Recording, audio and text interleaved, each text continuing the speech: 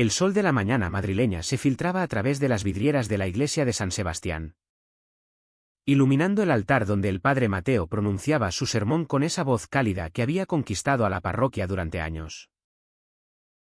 De repente, la puerta principal se abrió con un chirrido que rompió el silencio reverencial. Y un joven entró, sus ojos fijos en Mateo, revelando un secreto que nadie esperaba. El murmullo se extendió como un incendio, y Mateo sintió que su mundo se desmoronaba en ese instante, mientras el hombre que amaba en secreto avanzaba por el pasillo central. Mateo había llegado a Madrid 10 años atrás, huyendo de un pequeño pueblo en Andalucía donde las tradiciones católicas eran inquebrantables.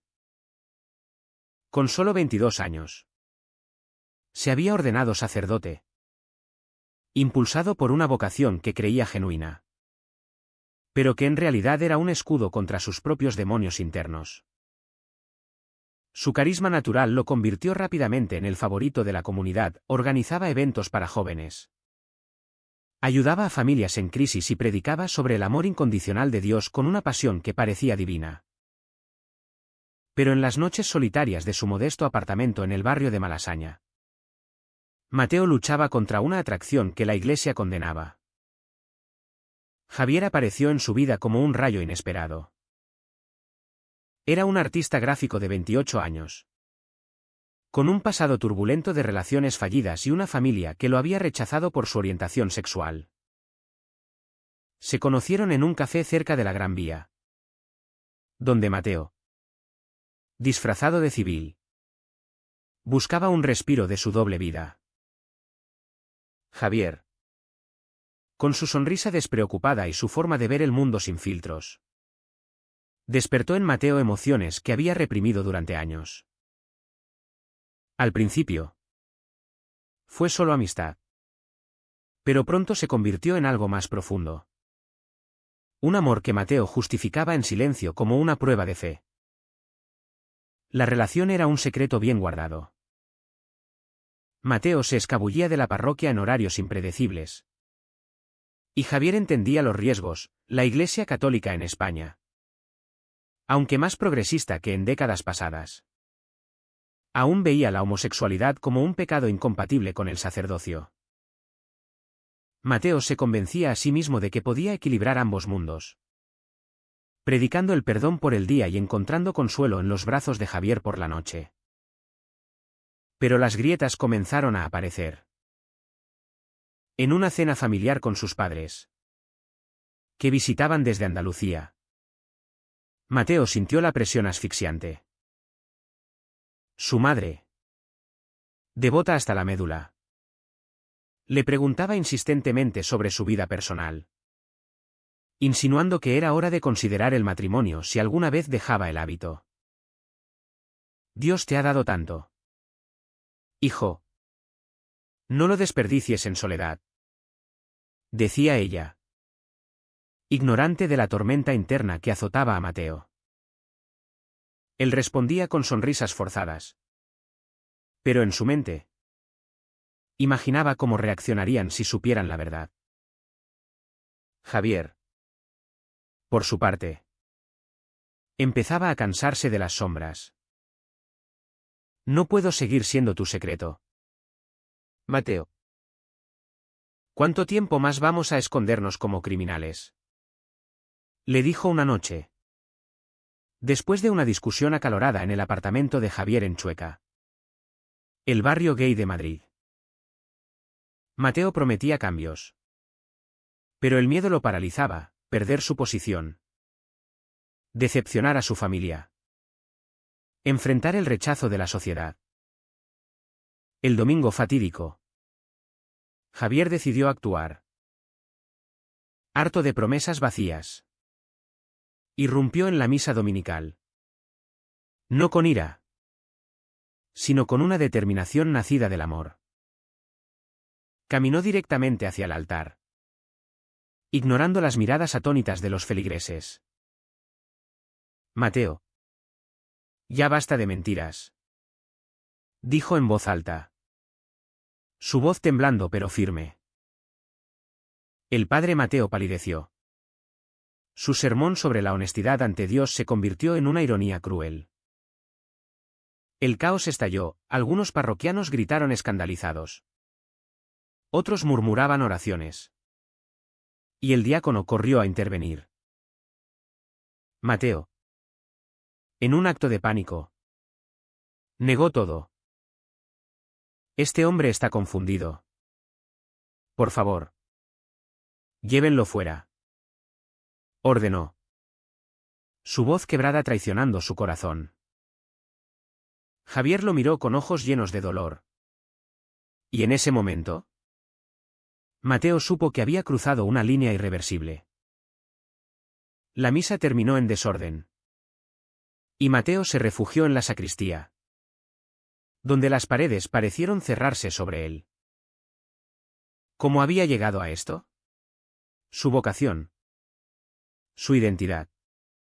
Todo pendía de un hilo. Esa noche, solo en su habitación, Mateo lloró por primera vez en años, cuestionando si su amor por Javier era un pecado o la salvación que necesitaba. Mientras tanto, la noticia se extendió como pólvora por las redes sociales. En Madrid, una ciudad cosmopolita pero aún anclada en tradiciones, el escándalo del pastor gay se convirtió en tema de debate. Algunos lo defendían como un signo de los tiempos modernos, citando el movimiento LGTB en España, con matrimonios igualitarios legales desde 2005. Otros lo condenaban, recordando las enseñanzas conservadoras de la Iglesia. La familia de Mateo fue la primera en reaccionar. Su padre, un hombre estricto de 60 años, llamó furioso: «Has avergonzado a toda la familia. ¿Cómo pudiste hacernos esto?». Mateo intentó explicar, pero las palabras se atascaban en su garganta. Su madre, entre sollozos, le suplicó que se arrepintiera y buscara ayuda psicológica. Javier, herido por la negación pública, se alejó, bloqueando el número de Mateo. «Necesito tiempo», le escribió en un mensaje final. Mateo se sintió atrapado en un laberinto de culpas: había traicionado a Javier, a su fe y a sí mismo. En las semanas siguientes, la parroquia se dividió. Algunos feligreses abandonaron la iglesia, mientras otros organizaban reuniones de apoyo, argumentando que el amor no debería ser juzgado. Mateo fue suspendido temporalmente por el obispo, quien le aconsejó reflexionar sobre su camino. En esa soledad forzada, Mateo comenzó a confrontar sus demonios internos, recordando su infancia en Andalucía, donde los rumores sobre un tío diferente lo habían marcado para siempre. ¿Era su orientación una elección o parte de quién era? La sociedad española, en transición entre lo viejo y lo nuevo, reflejaba su propio conflicto. Los días posteriores al incidente fueron un torbellino para Mateo. Caminaba por las calles de Madrid como un fantasma, evitando las miradas curiosas de los transeúntes que lo reconocían. En el supermercado, una anciana le susurró: «Padre, rece por su alma», mientras un joven le guiñaba el ojo en solidaridad. La dualidad de la ciudad lo abrumaba, por un lado. El orgullo LGTB de Chueca, con sus banderas arcoíris, por el otro. Las iglesias centenarias que recordaban un pasado intransigente. Mateo decidió buscar consejo en un viejo amigo, el padre Luis, un sacerdote progresista que había dejado el hábito años atrás para casarse.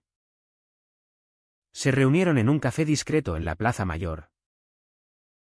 «Mateo, la iglesia no es Dios», le dijo Luis, sorbiendo su café. «Tú sabes que el amor no es pecado. Pero el engaño sí lo es». Mateo asintió. Pero el peso de sus votos lo aplastaba. ¿Podía renunciar a su vocación por Javier? ¿O era eso una cobardía? Javier. Mientras tanto, lidiaba con su propio tormento. Vivía en un pequeño estudio en Lavapiés, rodeado de lienzos inacabados que reflejaban su caos emocional.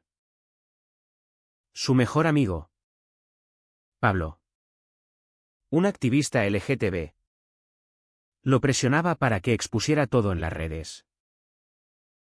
La gente necesita ver que los curas también son humanos, argumentaba Pablo. Pero Javier dudaba, no quería destruir a Mateo. Solo quería ser amado abiertamente. Recordaba su propia salida del armario a los 18 años. Cuando su familia en Barcelona lo echó de casa.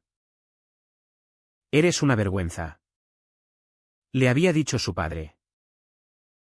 Ahora, con Mateo, revivía ese rechazo. En una noche de insomnio, Javier escribió una carta que nunca envió: «Te elegí a ti sobre mi orgullo. Pero tú me elegiste a la Iglesia sobre mí». Al día siguiente, impulsado por la rabia, Javier aceptó una entrevista con un periódico local. «No soy el villano aquí», declaró. «Solo quiero que Mateo sea honesto». La publicación avivó el fuego. Mateo se convirtió en trending topic, con hashtags como pastor gay y amor prohibido. La familia de Mateo llegó a Madrid para una confrontación inevitable. En el apartamento parroquial, su padre lo enfrentó: «Has roto tus votos. Hijo, ¿qué dirá la abuela? ¿Qué tanto rezó por tu vocación?» Mateo, con lágrimas en los ojos, respondió: «Papá, no elegí ser así. Dios me hizo de esta manera». Su madre intervino. Abrazándolo: «Podemos ayudarte. Hay terapias». Mateo se apartó, herido por la insinuación de que necesitaba curarse. Esa noche, solo, Mateo consideró el suicidio por un breve momento. Pero la imagen de Javier lo detuvo. Decidió actuar, llamó al obispo y solicitó una reunión. «Necesito tiempo para discernir», le dijo. El obispo, un hombre conservador pero comprensivo, accedió. Pero advirtió: «La Iglesia no cambia fácilmente». Mateo. Mientras, Javier enfrentaba backlash, mensajes de odio en sus redes, acusándolo de corromper a un hombre santo. Pablo lo defendió públicamente, organizando una manifestación en la Puerta del Sol. «Amor es amor», gritaban los participantes. Javier se unió. Pero en su corazón anhelaba reconciliación, no guerra. Mateo, impulsado por un impulso repentino, buscó a Javier. Lo encontró en un bar de Chueca, rodeado de amigos. «Tenemos que hablar», le dijo Mateo, ignorando las miradas hostiles. Javier lo llevó a un rincón: «Me negaste delante de todos». Mateo. «¿Cómo puedo confiar?». Mateo confesó: «Tenía miedo. Pero ya no. Renunciaré si es necesario». Javier dudó. Pero el amor persistía. Acordaron verse en privado. Pero el destino intervino. Un feligrés conservador, enterado de la reunión, filtró fotos a la prensa. El escándalo escaló. La Iglesia emitió un comunicado condenando conductas inmorales. Mateo fue destituido oficialmente, perdiendo su hogar y su sustento. Su familia lo repudió temporalmente, No vuelvas al pueblo hasta que te arrepientas. Javier, sintiéndose culpable, ofreció refugio, ven conmigo. Pero Mateo rechazó, optando por un hostal barato en Atocha. En esa soledad, reflexionó sobre las elecciones, ¿había valido la pena el amor a costa de todo?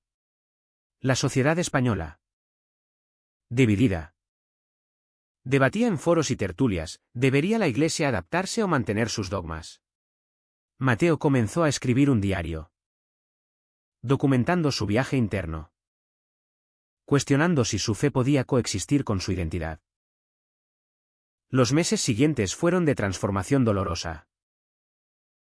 Mateo encontró un trabajo temporal como consejero en una ONG LGTB en Madrid, irónicamente ayudando a otros en situaciones similares a la suya. Allí conoció a Elena, una psicóloga que lo guió a través de sesiones intensas. Tu conflicto no es con Dios, sino con las instituciones humanas, le dijo. Mateo exploraba su identidad, leyendo libros sobre teología queer y asistiendo a grupos de apoyo. Javier, por su parte, prosperaba artísticamente, sus pinturas sobre amor prohibido se exhibieron en una galería de Malasaña, atrayendo atención. Pero el vacío persistía.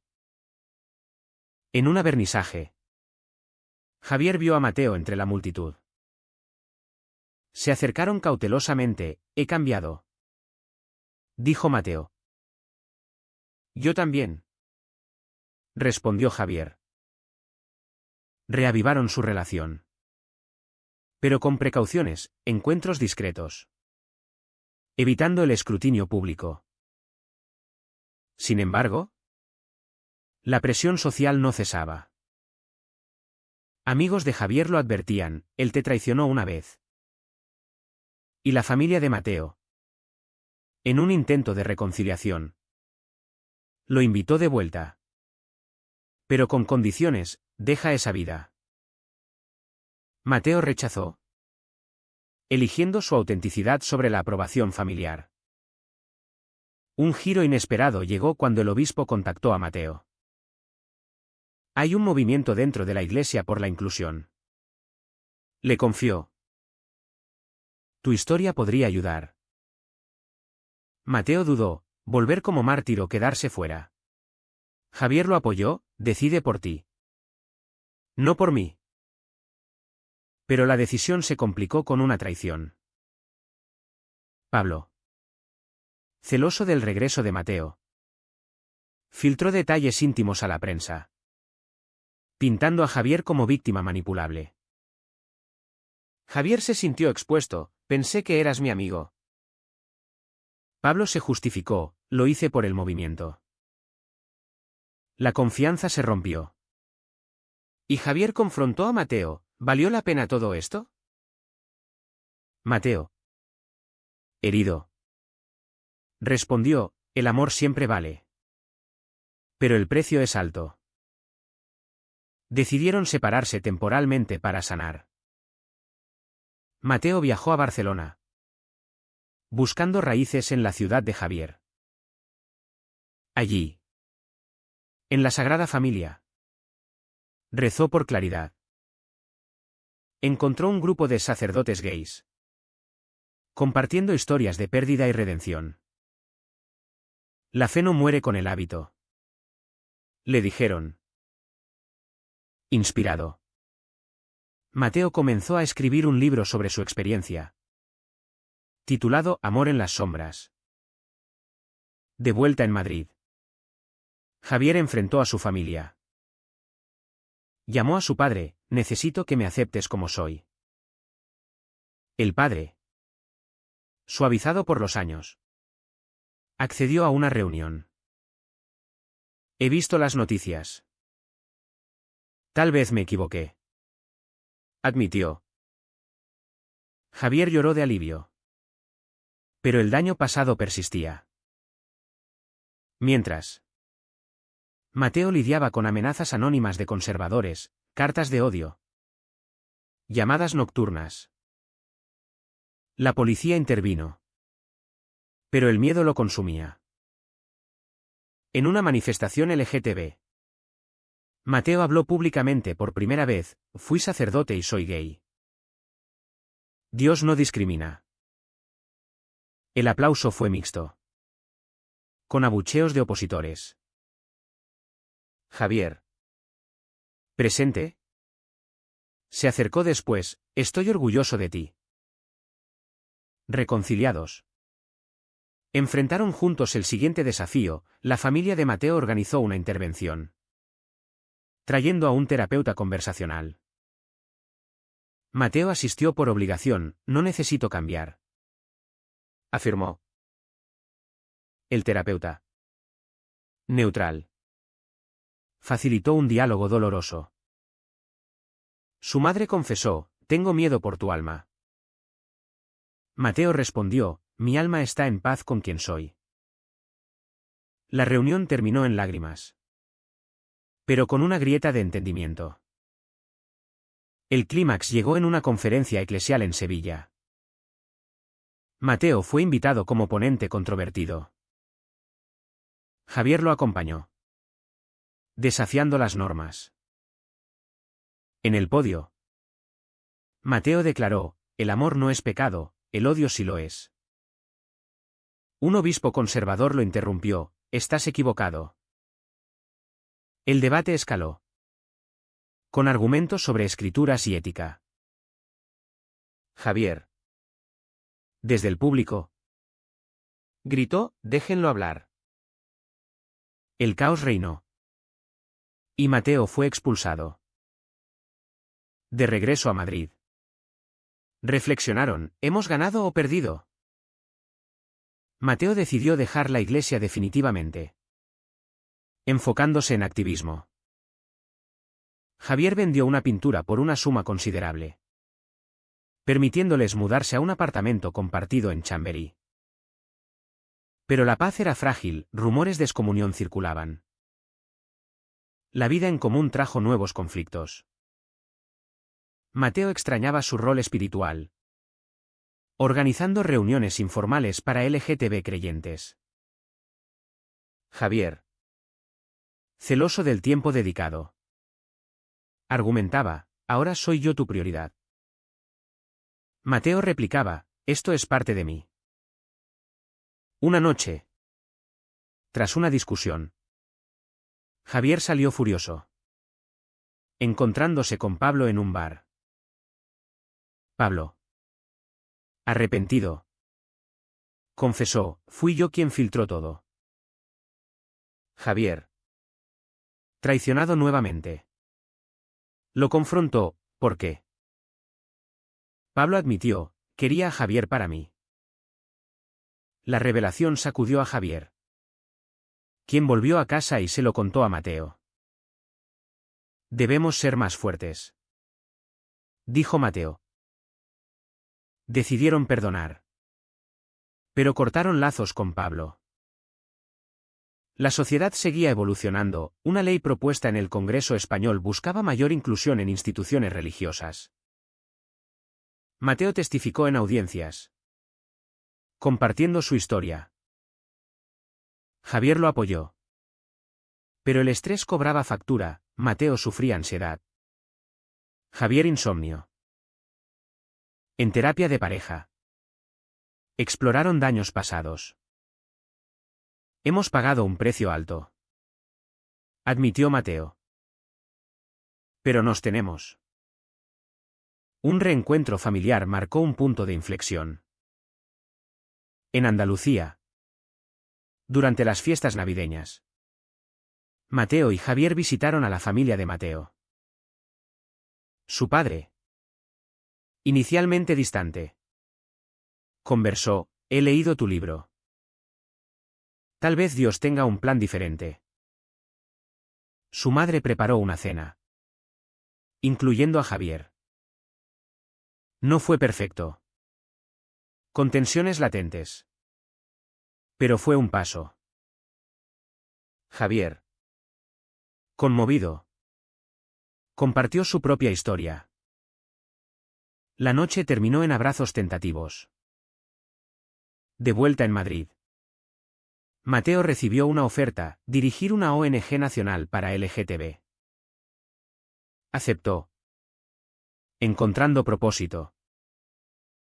Javier expuso internacionalmente, ganando reconocimiento. Su relación se fortaleció, pero no sin cicatrices. En una cena romántica en la azotea del Círculo de Bellas Artes, Mateo propuso: casémonos. Javier aceptó, sellando su compromiso. La boda, civil y discreta, reunió a amigos y familia reconciliada. Pero en la ceremonia, un protestante irrumpió: pecadores. La interrupción recordó las batallas pendientes.